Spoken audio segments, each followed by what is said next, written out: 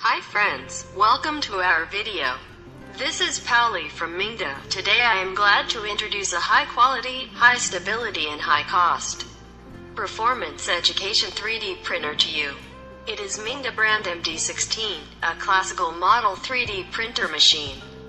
Firstly, MD16 adopt full metal frame and countersunk head screws. It has sturdy structure and beautiful appearance. Filament rack on the top. No worry about the filament breaking and easy to check the filament use situation.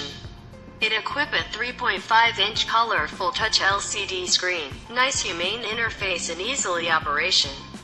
110 volts, 220 volts power support for MD16 3D printer machine. It meet the world power need.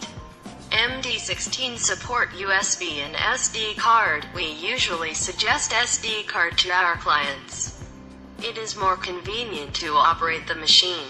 We can see the Mingda MD16 professional inner structure.